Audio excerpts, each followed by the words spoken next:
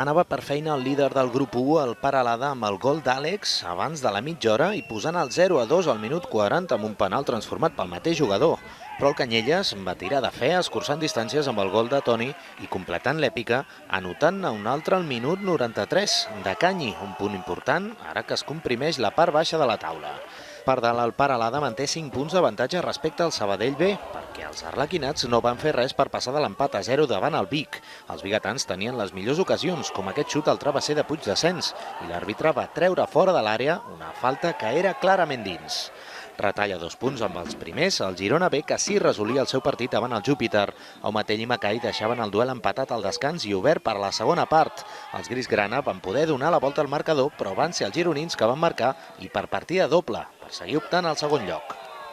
I el duel entre el Sant Cristóbal i el Guíxols, últim i penúltim classificat, es va resoldre en l'últim minut amb un gol de Sosé de cap que donava els 3 punts als visitants per seguir tenint encara alguna opció de permanència. Opcions que guanya el Balaguer al grup 2 després d'imposar-se al martinenc amb un gol d'Isaac Solanes.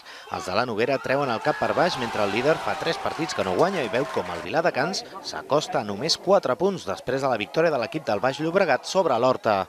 Tot i anar perdent el descans per un gol de José, el Viladecans va remuntar la segona part en 2 centrades rematades per Sant Vidal i Senga.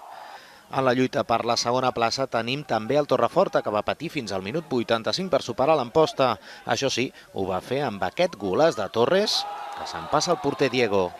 I també manté alguna esperança de promoció al Targa, que va deixar fora de la lluita un rival directe com el Torredembarra amb una remuntada espectacular. Amb 0-2 al marcador, a falta de 20 minuts per al final, el Targa va marcar 3 gols i li va donar la volta. Rubinat, Juan i Xuclà van ser els autors de la victòria per al conjunt local. A la part baixa d'aquest grup 2 no hi ha res encara decidit, amb 6 equips en una diferència de només 4 punts.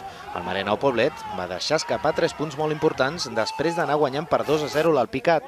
Però Xiner va retallar distàncies i al minut 94, l'últim instant de partit, Gomà va donar un punt al conjunt lleidatà, que es manté amb opcions de salvar-se. Tot i aquest punt important, l'Alpicat és el nou cuer després de la victòria del Jesús i Maria per 3-1 sobre l'Almacelles. Els del Baix Ebre sumen ara 27 punts i són a 4 de la permanència.